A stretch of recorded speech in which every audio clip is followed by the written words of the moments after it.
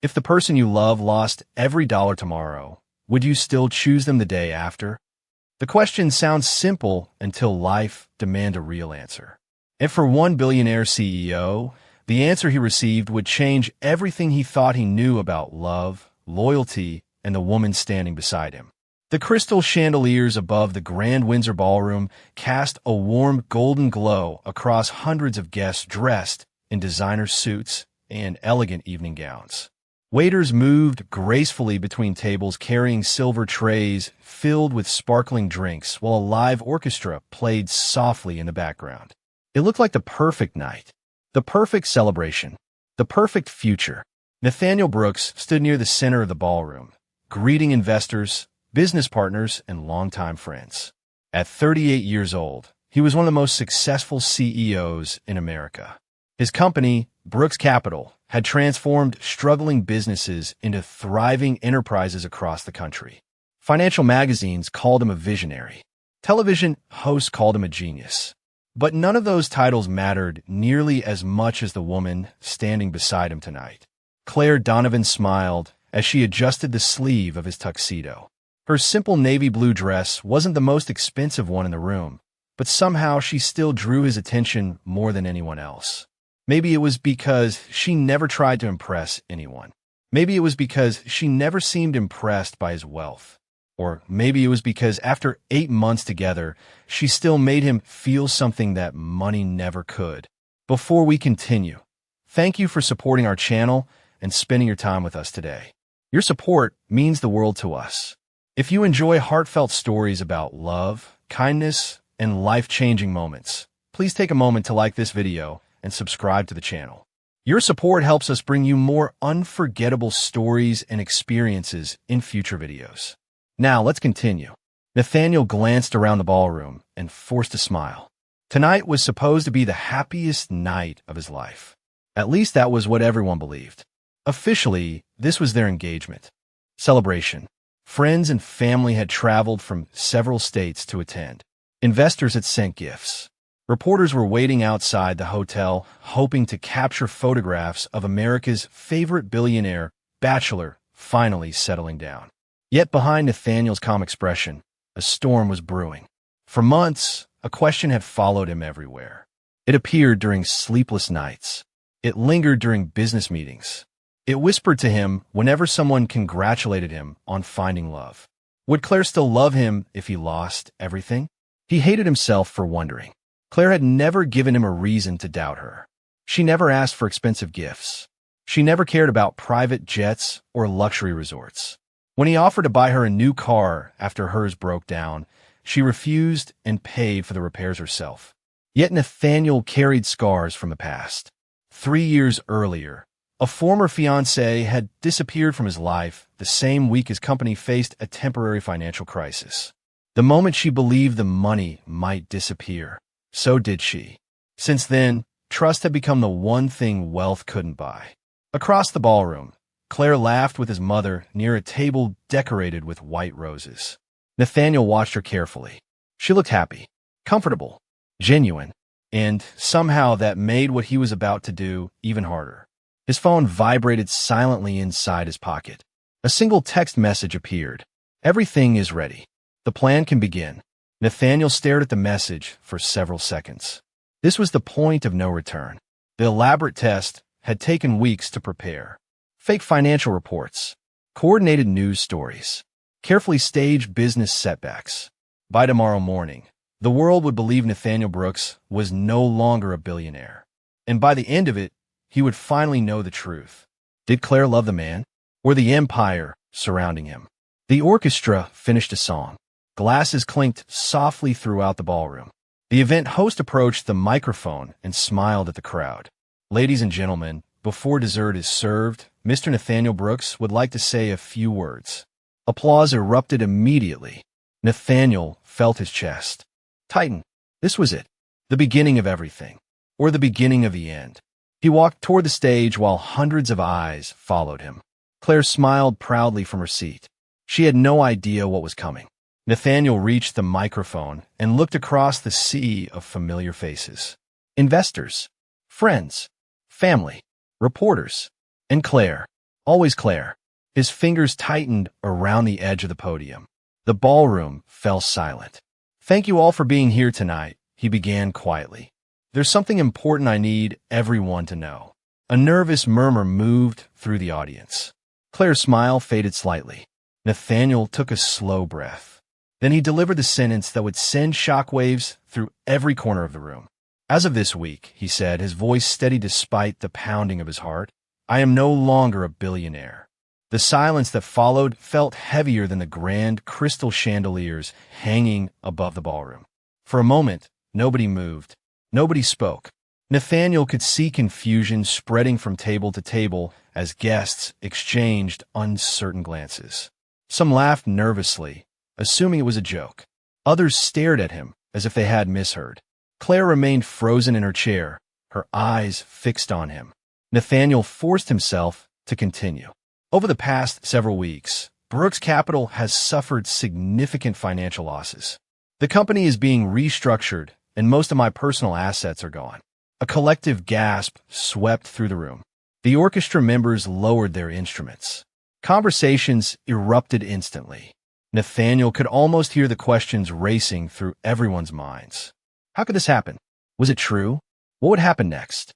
Across the ballroom, several investors immediately pulled out their phones. Reporters near the entrance rushed outside to make calls. Within minutes, the story would begin spreading beyond these walls. Claire slowly stood from her chair. She did not look angry. She did not look embarrassed. She simply looked shocked. Nathaniel, she said softly, why did you not tell me? The question struck him harder than he expected. He had prepared for disappointment. He had prepared for fear.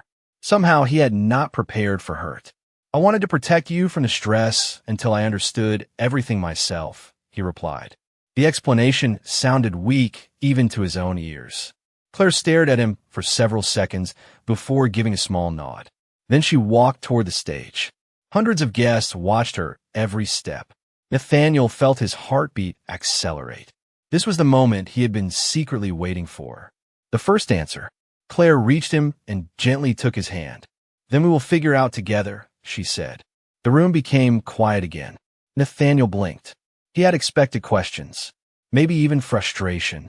Instead, she squeezed his hand and offered him a reassuring smile. Money comes and goes, she continued. You are still you. A few guests looked uncomfortable. Others seemed genuinely moved. Nathaniel could barely speak. Part of him wanted to end the test immediately. Part of him wanted to tell her everything. But the plan had only just begun. Later that night, after the celebration ended hours earlier than planned, they returned to Nathaniel's penthouse overlooking downtown Chicago. The city lights sparkled beyond the floor-to-ceiling windows. Normally the view felt powerful. Tonight it felt strangely distant.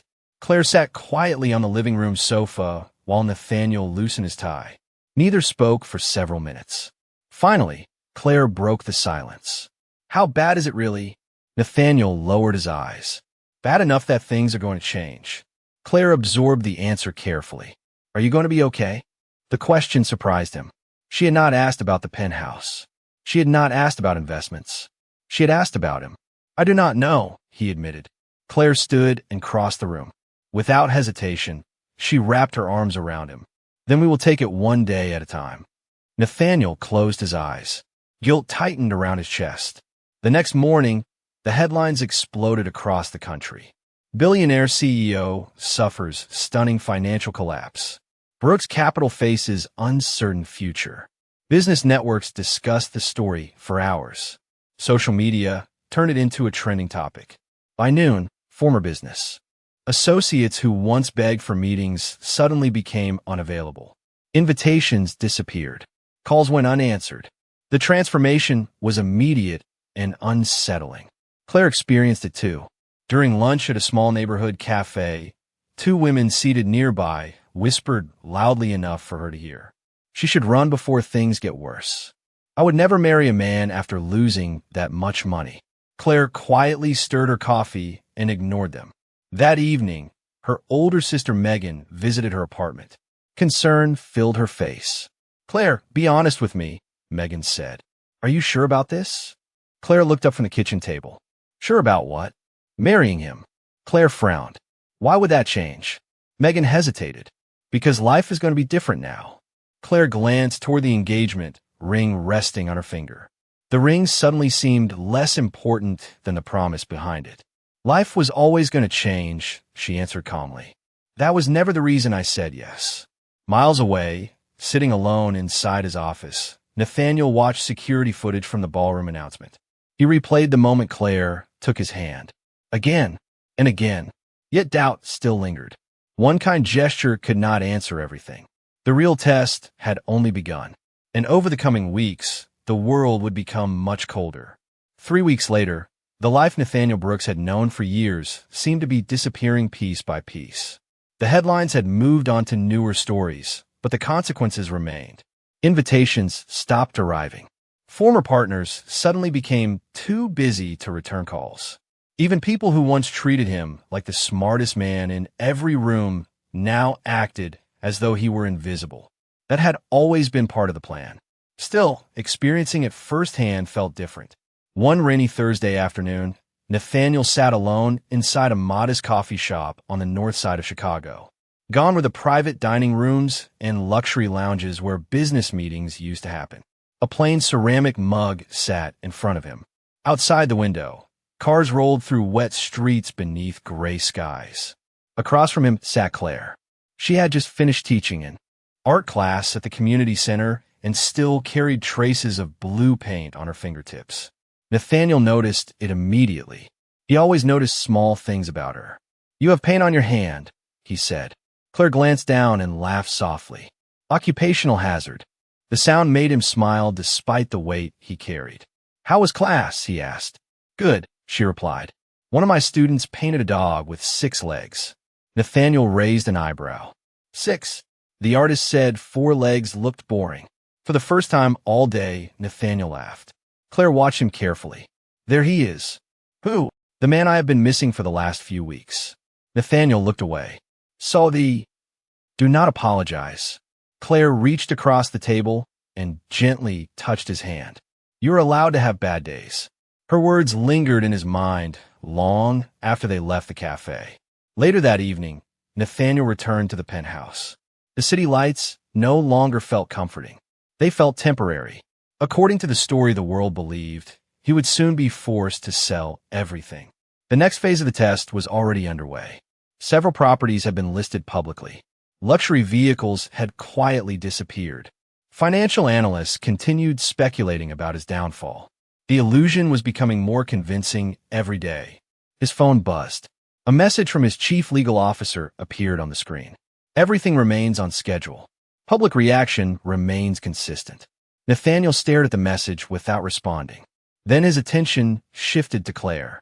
She stood in the kitchen reviewing lesson plans for the next day. A strand of blonde hair had fallen across her face.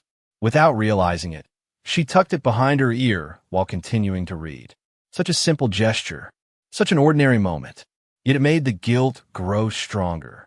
He hated lying to her, but he needed certainty. 1 week later, another major development appeared in the news. Brooks Capital announced additional restructuring measures. Business channels predicted further decline. Social media exploded with speculation. That evening, Claire arrived at the penthouse carrying a cardboard box. Nathaniel frowned. "What is that?" "A surprise." She set the box on the dining table and opened it. Inside were dozens of notebooks. Different colors, different sizes. Some new, some worn around the edges. Nathaniel looked confused. "Claire," she smiled. "You always have ideas." "Ideas. Business ideas. Charity ideas. Community projects. Every time we talk, you come up with something that could help people." Nathaniel glanced at the notebooks. "What does that have to do with anything?" Claire picked up one of them and placed it in front of him. "Because someday things are going to get better. You do not know that." "You do." Her confidence was immediate, unshaken.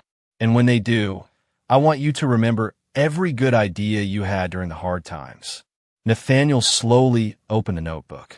The first page was blank except for a handwritten sentence near the top. "Start where you are. Use what you have.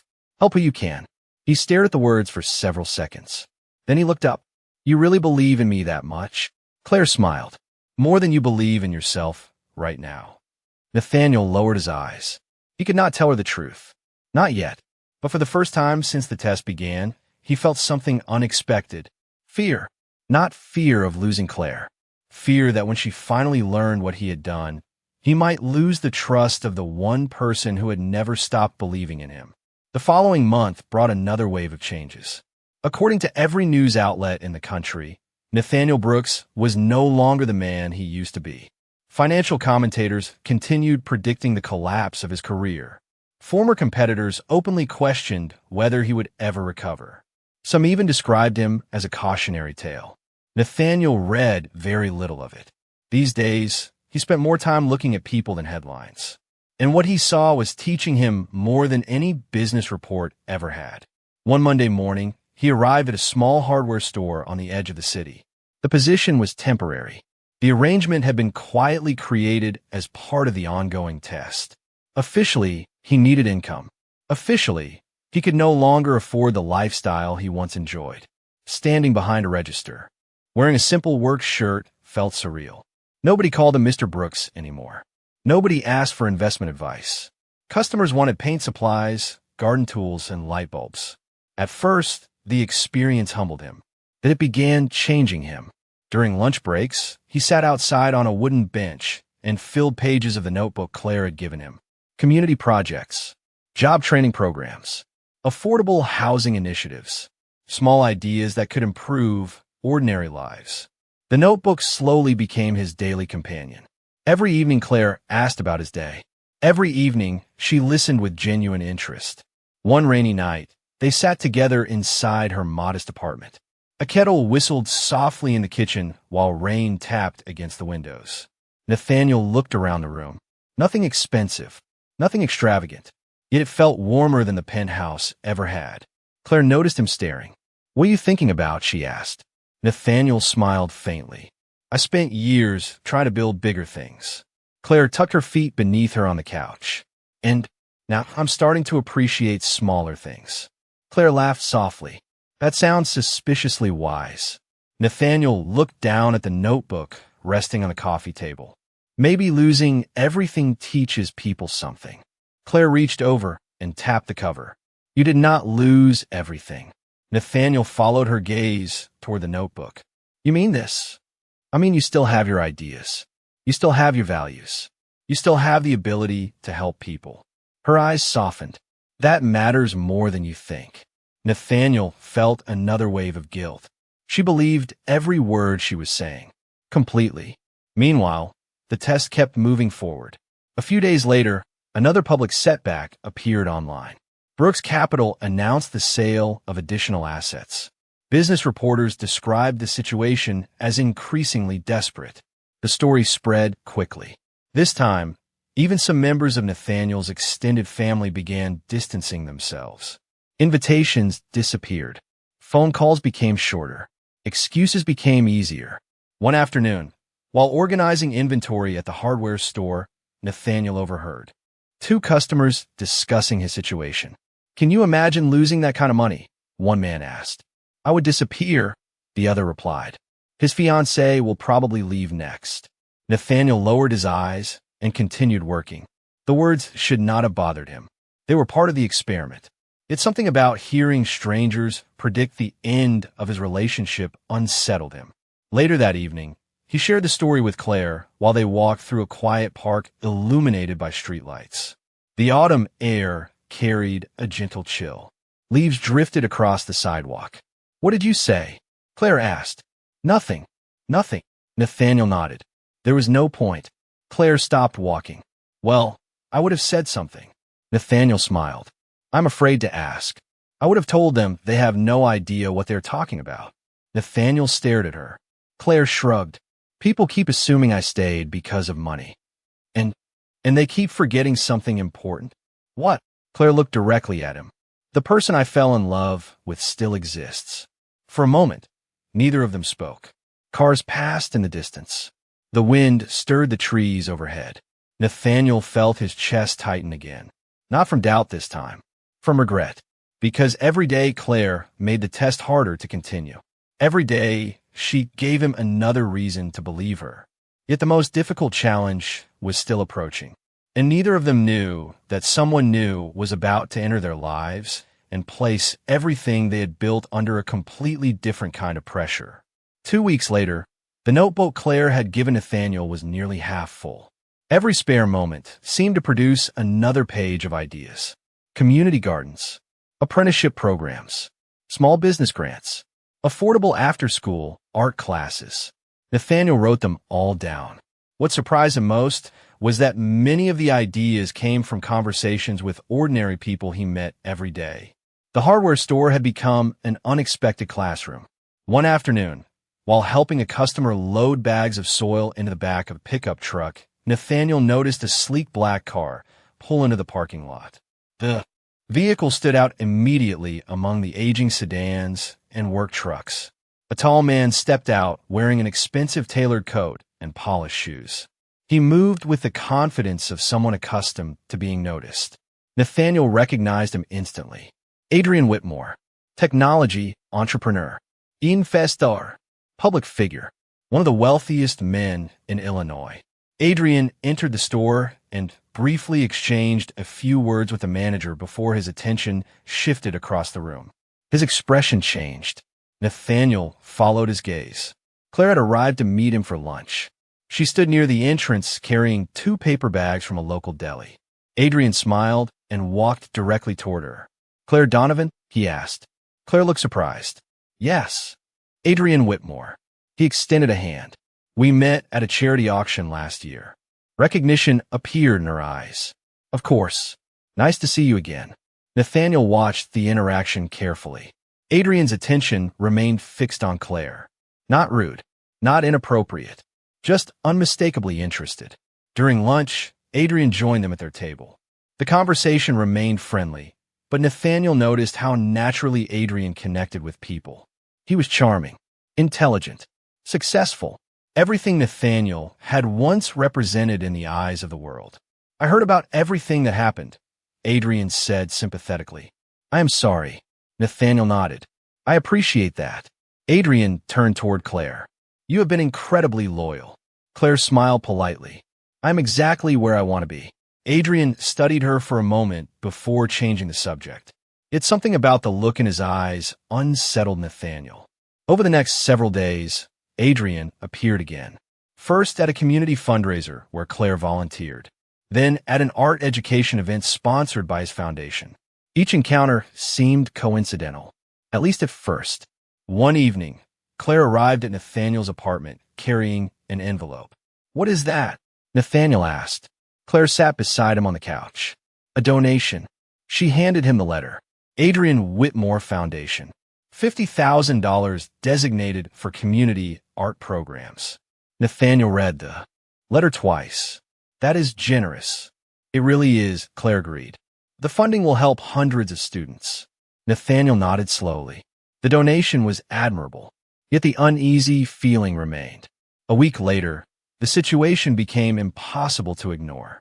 Claire was organizing supplies after an event when Adrian approached her carrying a small gift bag. "This is for you," he said. Claire looked confused. "You did not have to do that." "I know." Adrian smiled. "I wanted to." Inside the bag was a fountain pen engraved with her initials. Elegant, thoughtful, expensive. Claire immediately shook her head. "I cannot accept this." "Why not?" "Because it would not feel right." Adrian's expression softened. "Because of Nathaniel?" Claire did not answer immediately. She simply smiled. "Because I already have everything I need." Later that night, she told Nathaniel about the encounter. He listened quietly while turning the notebook over in his hands. "You know," Claire said, "everyone acts like Adrian is some kind of perfect catch." Nathaniel forced a small smile. "He probably hears that a lot." Claire laughed. "Maybe." And she grew serious. "But every conversation feels like he is trying to impress people." Nathaniel looked at her. "And that bothers you?" "No." Claire leaned back against the couch.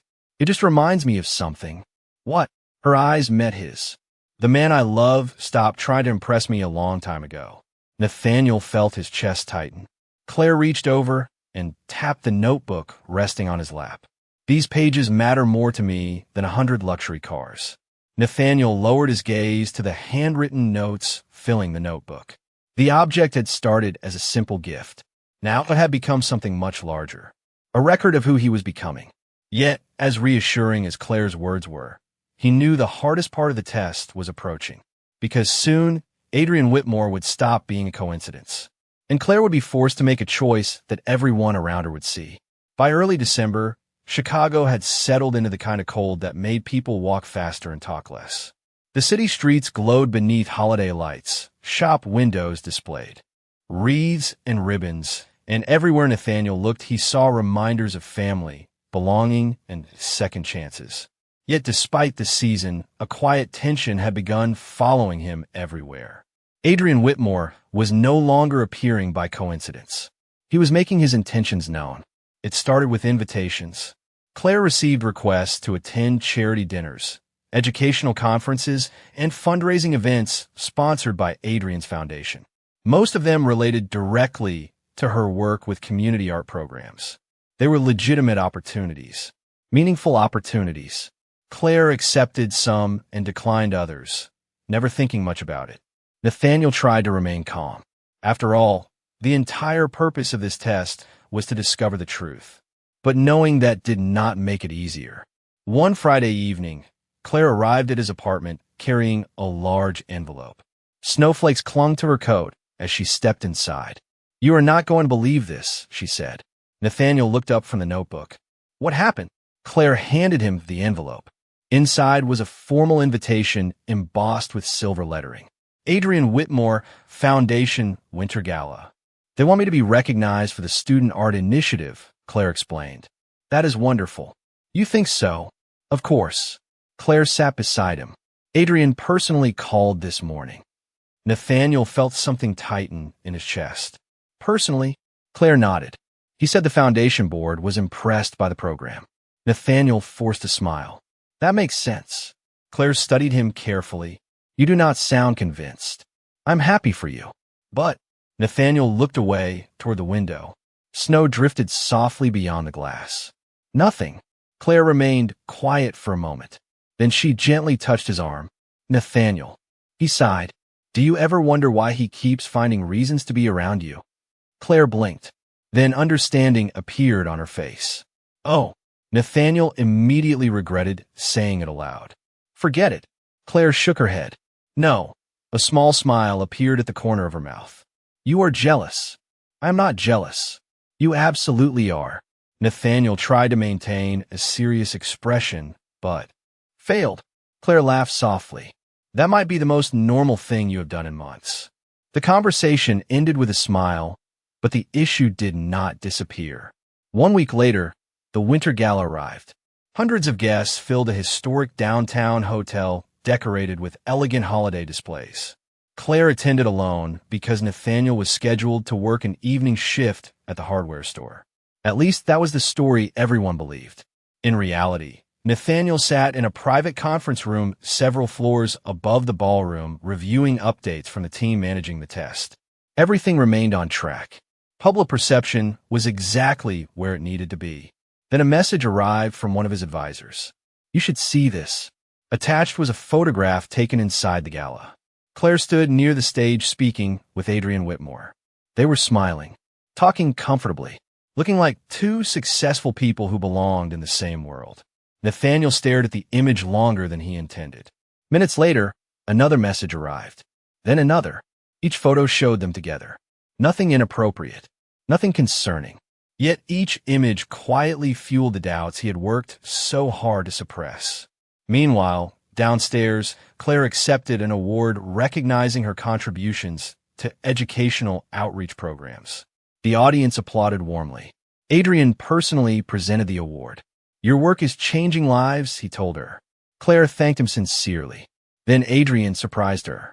"Would you consider joining the foundation full-time?" Claire looked stunned. "What?"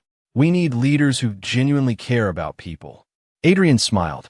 "The position comes with excellent benefits, resources, and a salary that would allow you to expand your programs nationwide." The offer was extraordinary. Any reasonable person would have considered it carefully. Later that night, Nathaniel waited anxiously as Claire arrived at his apartment.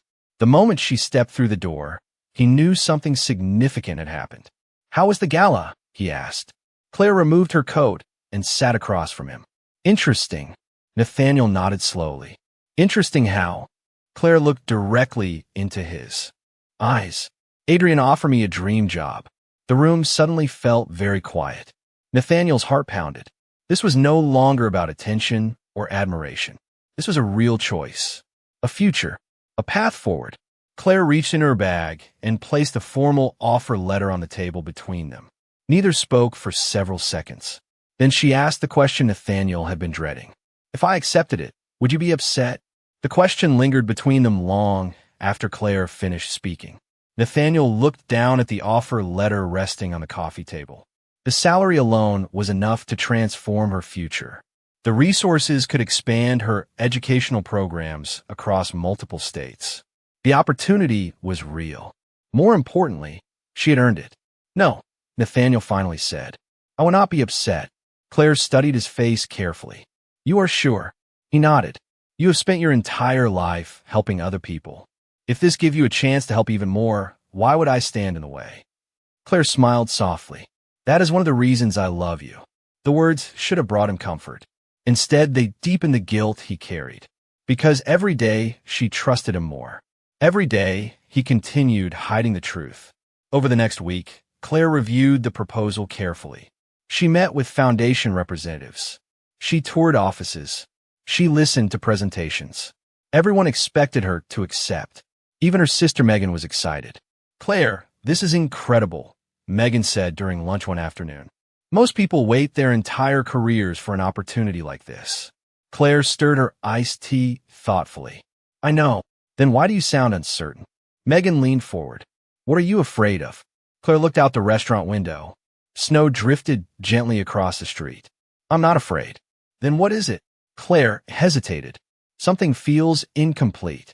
Meanwhile, Nathaniel watched events unfold from a distance. The test had reached its final stage. Adrian Whitmore was now exactly what the experiment required. Successful, respected, financially secure. Everything Nathaniel supposedly was not. If Claire wanted a simpler future, nobody would blame her. One evening, Adrian invited Claire to dinner at a well-known restaurant overlooking Lake Michigan. She accepted because she wanted to discuss the foundation position one final time. The dinner remained professional, respectful, and friendly. Yet before the evening ended, Adrian decided to be honest. "Can I tell you something?" he asked. Claire nodded. Adrian set down his coffee cup. "I admire you." Claire smiled politely. "Thank you. I mean more than your work." The smile faded slightly. Adrian continued carefully. "Over the last few months, I have gotten to know you, and I think you are extraordinary." Claire remained silent. "I know you are engaged," Adrian said, "and I respect that. But I also know life has become complicated." Claire lowered her eyes briefly. Adrian's voice remained calm. "If circumstances were different, I would ask for a chance." The words hung in the air. Not dramatic, not manipulative, just honest. Claire appreciated that honesty. She truly did. But her answer arrived without hesitation. "Adrian, you are a good man." A faint smile appeared on his face. "That sounds like a dangerous sentence." Claire laughed softly. "Maybe." Then her expression grew serious. "But my heart made its choice a long time ago." Adrian looked at her for several seconds before nodding. "Nathaniel. Nathaniel." Adrian exhaled and smiled. "Then he is a very lucky man." Later that night, Claire drove directly to Nathaniel's apartment. She found him sitting at the kitchen table with a notebook open beside a cup of coffee. He looked tired. The past months had changed him. Not physically. Something deeper. Something quieter. Claire sat across from him. "I made my decision." Nathaniel felt his pulse quicken. "About the job?" "About everything." She reached into her purse and removed the formal offer letter. Then she placed it on the table. Nathaniel looked down at the document. A single signature would have secured an extraordinary future. Instead, Claire slowly tore the letter in half, then into smaller pieces. Nathaniel stared in disbelief. "Claire," she shook her head gently. "I am not choosing a foundation." Nathaniel could barely speak. "You are not." "No." "Why?" Claire's eyes filled with emotion. Because everyone keeps asking the wrong question. Nathaniel looked confused. What do you mean? Claire leaned forward. They think this is about money, or status, or opportunities. Her voice trembled slightly. It never was. Nathaniel felt his chest tighten. Claire smiled through the emotion. If I wanted the easiest path, I could have chosen it months ago. She reached across the table and placed her hand over his. But I did not fall in love with a balance sheet. Nathaniel could not look away. I fell in love with a man who sits up past midnight filling notebooks with ideas that might help strangers. Tears gathered in Claire's eyes. I fell in love with a man who keeps trying to become better even when life gets harder. Her fingers tightened around his hand. And if tomorrow all you have left is that notebook, I am still staying. Nathaniel felt every remaining doubt disappear. The answer he had been searching for was finally sitting right in front of him. Pure. Certain. Unmistakable. And at that exact moment, he knew the test had gone far enough. For the first time in months, Nathaniel did not sleep. He sat alone beside the window as the city lights flickered below, replaying every moment of the test in his mind. Claire's words echoed louder than the traffic beyond the glass. If tomorrow all you have left is that notebook, I'm still staying. He had searched for certainty. He had searched for proof. Now he had it. Yet instead of feeling victorious, he felt ashamed. The woman he loved had passed every test. The question was whether he deserved her trust after everything he had done. The following morning, Nathaniel made a decision. The experiment was over. By noon, a series of confidential calls had been placed. Advisors gathered. Attorneys confirmed timelines. Executives prepared statements. The machine that had carefully manufactured his downfall was now preparing to reveal the truth. 3 days later, Nathaniel invited Claire to dinner. Is this a date? She asked with a smile when he picked her up. Something like that, he replied. Claire noticed he seemed nervous, more nervous than she had ever seen him. The drive took them downtown, past familiar streets glowing beneath winter lights. Eventually, they arrived in front of a towering glass building. Claire frowned. Why are we here? Nathaniel parked and stepped out. Come with me. The lobby looked familiar. Claire had seen photographs of it years earlier in business magazines. Massive marble floors, floor-to-ceiling windows, a polished reception desk. Her confusion deepened. Nathaniel, before she could finish, something unexpected happened. Every employee inside the lobby stood up simultaneously. Heads turned toward them. Then one by one, people began applauding. Claire stopped walking. What is happening? Nathaniel remained silent. The applause continued. Executives emerged from elevators. Department heads gathered near the entrance. Several familiar faces smiled warmly. Then a large digital display above the reception desk illuminated. Brooks Capital. Record profits. Annual growth. 18%. Claire stared at the screen. Her heartbeat accelerated. She looked back at Nathaniel, then back at the display, then back at Nathaniel again. No, she whispered. Nathaniel lowered his eyes. The realization arrived instantly. Every headline, every loss, every setback, every sacrifice. Claire took a step backward. No, the applause faded as the room sensed something had changed. Nathaniel moved toward her carefully. Claire, it was not real. Her voice trembled.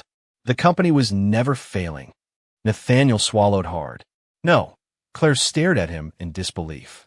The financial collapse. No, the restructuring. No, the hardware store. Nathaniel managed a faint smile. That part was real. Nobody else in the lobby moved. The entire room seemed frozen around them. Claire looked hurt in a way Nathaniel had never seen before. Not angry. Not furious. Hurt. You lied to me. Nathaniel nodded slowly. Yes. For months. Yes. Claire turned away. Tears filled her eyes. Why? Nathaniel's answer came immediately. Because I was afraid. The honesty surprised even him. I spent years surrounded by people who loved what I had instead of who I was. His voice grew quieter. And after what happened before, I convinced myself I needed certainty. Claire folded her arms tightly. So you tested me. Yes. The word felt terrible leaving his mouth, and I hated myself for it every day. Silence followed. Long, uncomfortable. Necessary. Finally, Nathaniel reached into his coat and removed the notebook Claire had given him months earlier. The cover showed signs of wear now. Corners bent. Pages filled. Ideas. Dreams. Plans. He handed it to her. Open it. Claire hesitated before flipping through the pages. Hundreds of notes filled the notebook. Community projects. Education programs. Housing initiatives. Scholarship ideas. Entire sections dedicated to helping families and struggling neighborhoods. Then she reached the final pages. Her eyes widened. Detailed plans. Architectural sketches. Financial projections. Organizational charts. Every page carried the same title. The Claire Donovan Foundation. Claire looked up. Nathaniel's voice softened. Every idea you encouraged me to write down is becoming real. Tears slipped down her cheeks. What? Nathaniel pointed toward another screen that suddenly illuminated across the lobby. A presentation appeared. Community arts centers. Mobile education programs. Scholarships. Teacher grants. Everything funded and ready to launch. The foundation launches next month, Nathaniel said quietly. And if you are willing, I want you to lead it. Claire stared at the images in disbelief. Months of conversations. Dreams shared over coffee. Ideas discussed during evening walks. He had remembered all of them. Every single one. The room remained silent as Claire looked from the screen to the notebook and finally back to Nathaniel.